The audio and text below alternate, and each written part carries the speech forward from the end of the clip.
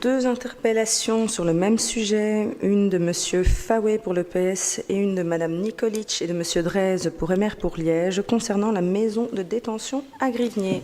Je donne la parole à M. Fawet. Merci Madame la Présidente.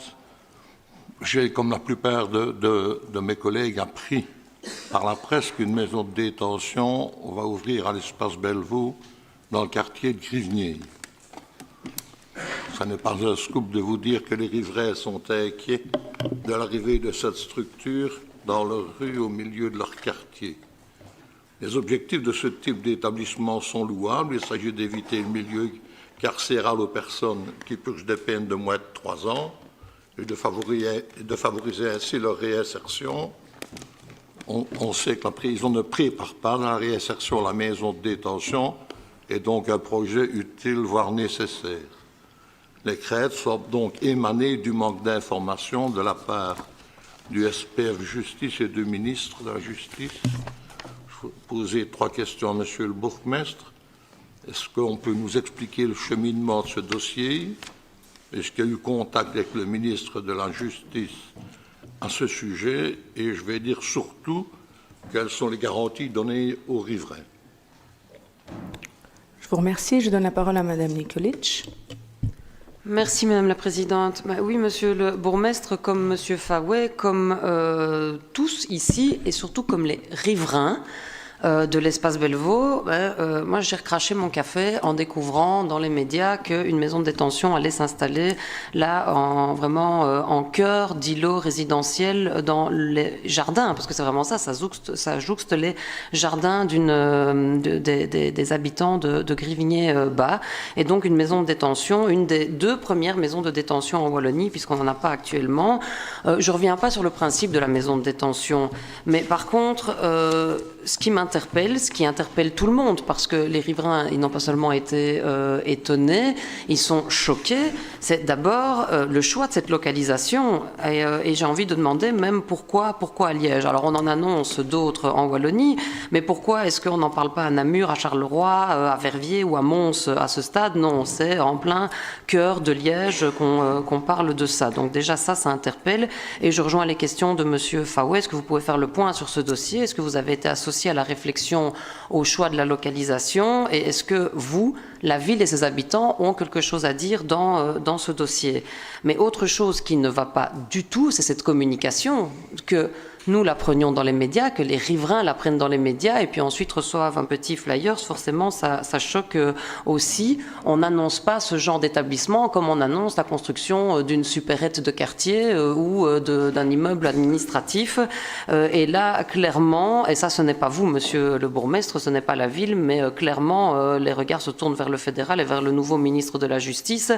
Il aurait voulu que ça capote, il ne s'y serait pas pris autrement. Parce qu'il ne s'agit pas ici d'un phénomène NIMBY, pas dans mon jardin. Il s'agit ici de se faire entendre et respecter de la part des riverains. Alors, dans cette communication, j'ai vu passer votre réaction. Monsieur le bourgmestre, vous disiez en substance que vous seriez attentif et vous verriez tout ce qui pourrait être mis en œuvre pour ne pas perturber la vie du quartier et des habitants. Est-ce que ça veut dire qu'en fait, on doit se résigner? Ce projet, il se fera quoi qu'il arrive et quoi qu'il en coûte? Ou est-ce que on a encore quelque chose à dire? Et sinon, quelles sont ces garanties que vous avez demandées et obtenues pour que ça ne perturbe pas la tranquillité du quartier? Merci d'avance pour vos réponses. Monsieur le bourgmestre. Merci. Madame la Présidente, Mesdames et Messieurs les conseillers communaux. Donc, en 2021, l'État a débloqué 92 millions d'euros pour la création de 15 maisons de détention dans tout le pays. Il s'agit d'un programme de création de lieux de détention à petite échelle, entre 50 et 60 détenus, pour des condamnés à des courtes peines, ces centres constituant des alternatives à la prison classique en vue de la facilitation de leur réinsertion. Sont visées les peines de moins de 3 ans pour des personnes ne présentant pas un profil élevé de dangerosité et qui ne vont pas en prison actuellement. Depuis longtemps en Belgique, les courtes peines ne sont pas purgées ou alors elles sont exécutées en dehors de la prison via surveillance par bracelet électronique. Les délinquants sexuels ou les condamnés pour des faits de terrorisme sont exclus de ces dispositifs.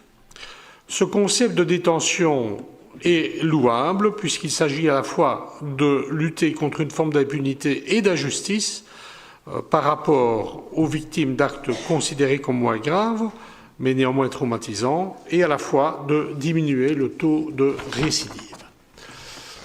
Fin 2020, le ministre de la Justice avait sollicité les gouverneurs afin d'aider à trouver des bâtiments disponibles de moyenne importance pouvant accueillir des maisons de détention. La ville de Liège consultée ne s'est pas portée candidate pour ce type de projet.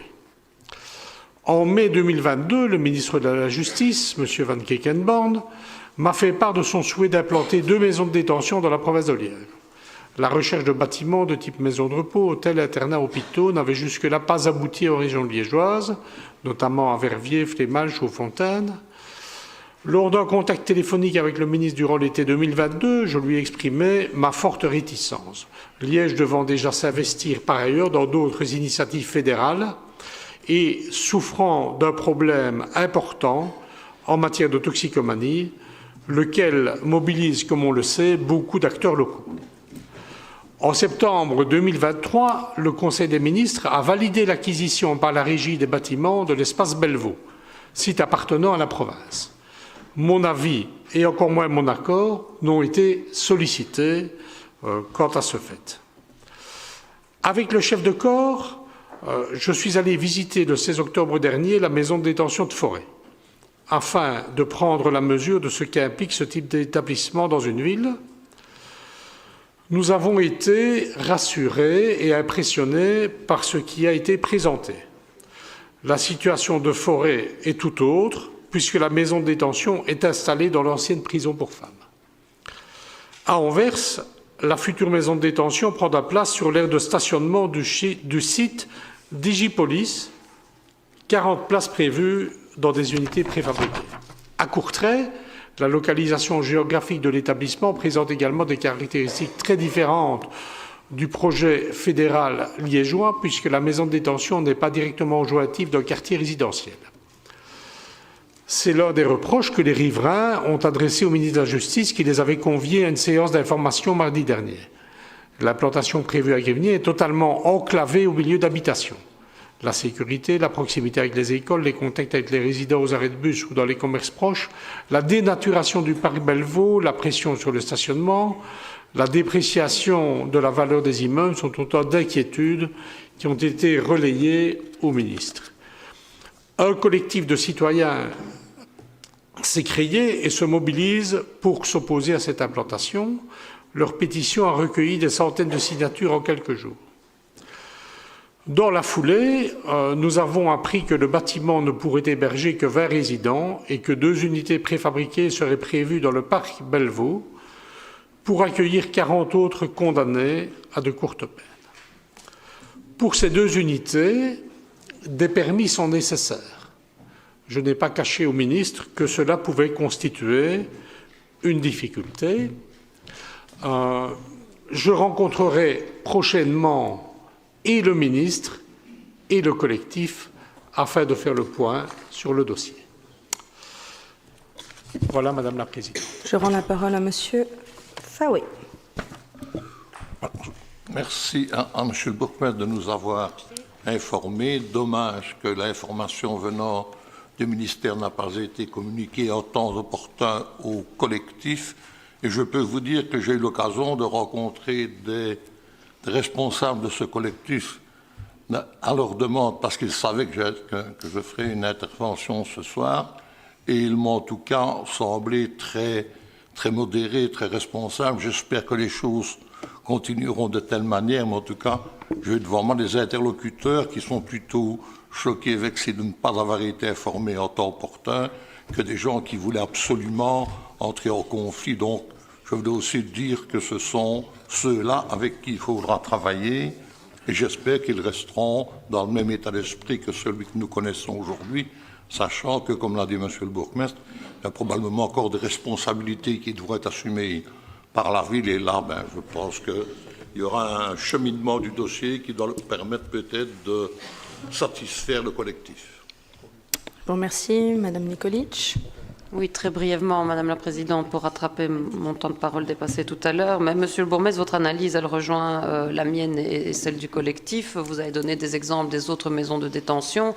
La situation de Liège, elle est différente, elle est particulière, elle est exceptionnelle, non pas parce que Liège est exceptionnel, mais parce qu'ici, on est dans une toute autre configuration qu'une ancienne prison ou quelque chose en dehors des quartiers résidentiels.